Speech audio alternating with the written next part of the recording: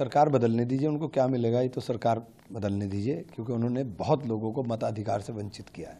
वो लगातार इसी बात को बहुत लोगों को मताधिकार से वंचित कर दिया है। अच्छा, खड़गे जी ने जो बयान दिया था उसके खिलाफ जो है उनको नोटिस जारी हुआ, उसके बाद में मात्र 24 घंटे का उनको समय दिया गया कि आप अपना जवाब दीजिए। अब कांग्रेस कह रही है कि मात्र 24 घंटे का समय देने का मतलब तो यह है कि आप कांग्रेस के ऊपर कार्रवाई करना चाहते हो। देखिए, सरकार में बैठे हुए हैं और ये हताशा और निराशा दिखा रही है जो इतना एग्रेशन के साथ काम कर रहे हैं।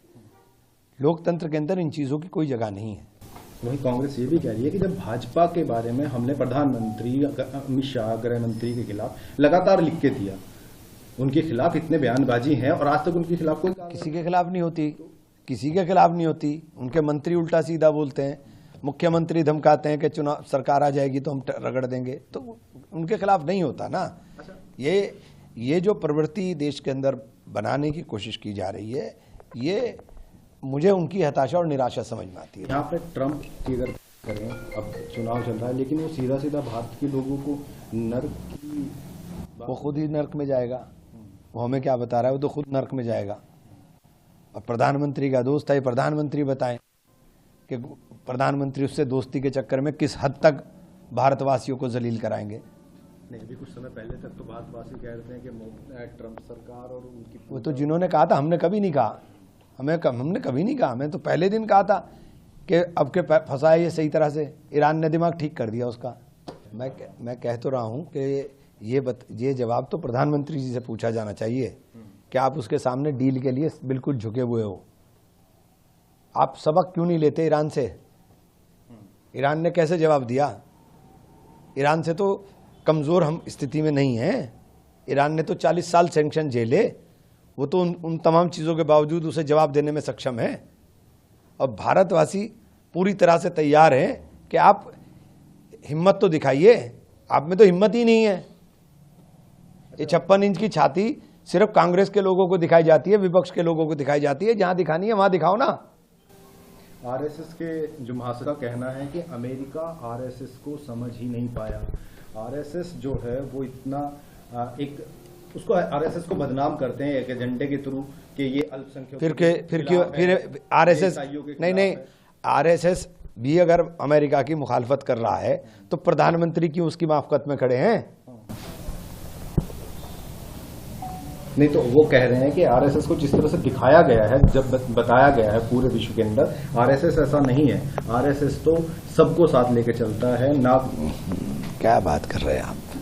देखिए, मुझे लगता है कि लोगों ने चुनाव आयोग को जवाब दिया है कि आप कितना भी रोकने की कोशिश करो, हम मतदान करेंगे। लेकिन जो लोग मताधिकार से वंचित रह गए, उनके अधिकारों का हनन हुआ है और कल वो मताधिकार के डालने के लायक हो जाएंगे। तो और एक बड़ी तादाद के अंदर है, लड़ाई होगी, लेकिन अगर डॉक्यूमेंट्स पूरे हैं तो रीस्टेट होंगे और बहाल होंगे। तब क्या स्थिति है? आपने रोक दिया ना, तो ये लोकतंत्र के लिए बहुत बड़ी खतरे की घंटी है। अच्छा, जिस मुद्दे को लेकर, महिलाओं के मुद्दे को लेकर भाजपा लगातार जारी है, आप लोगों के खिलाफ, विपक्ष के खिलाफ लगी हुई है, वहीं महिलाओं ने बढ़ चढ़कर, मतलब पुरुषों से ज्यादा महिलाओं ने हिस्सेदारी दी और उनका झूठ सामने आएगा। महिला आरक्षण लागू हो चुका है। प्रधानमंत्री कहें कि महिला आरक्षण देश में नहीं है, कानून का हिस्सा बन गया है, पार्लियामेंट ने पास कर दिया और आपने गजट नोटिफिकेशन भी कर दिया। तो ये मत झूठ फैलाएं कि महिला आरक्षण नहीं है। परिसीमन के ऊपर झगड़ा है, महिला आरक्षण विषय नहीं है, विषय परिसीमन है। कैसे देखते हैं आने वाले, पहला फेज हो गया, दूसरे फेज के अंदर दोनों जगह भाजपा साफ है, दोनों जगह भाजपा साफ है। हिंसात्मक कुछ चीजें आई हैं सामने, वो तो देखिए सरकार का विषय है, वो मेरा विषय नहीं है। चुनाव आयोग को देखना चाहिए, लेकिन दोनों जगह भाजपा साफ है। मुझे देखिए, भाजपा के जाने का समय मुझे लगता है आ गया है, क्योंकि लोगों की समझ में आ गया है कि ये लोग काम नहीं करते हैं, ये इवेंट करते हैं और इवेंट मैनेजमेंट इनका चलता है बस। अब ये विधानसभाओं के सत्र बुला रहे हैं, भाई कानून तो लागू हो गया, आप दे दो, नहीं दे रहे आप।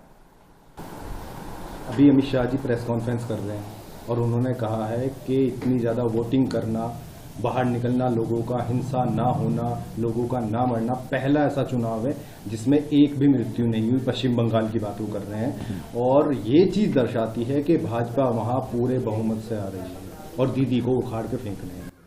चलिए, अब ये कह रहे हैं 4 तारीख को नतीजा आ जाएंगे, हमें लगता है, और अगर वो इतने कॉन्फिडेंस से कह रहे हैं तो फिर हमें सवालिया निशान खड़े होते हैं कि उनके पास इतनी गहन सूचनाएं कहाँ से आ गई कि वो रिजल्ट पहले से डिक्लेयर कर रहे हैं।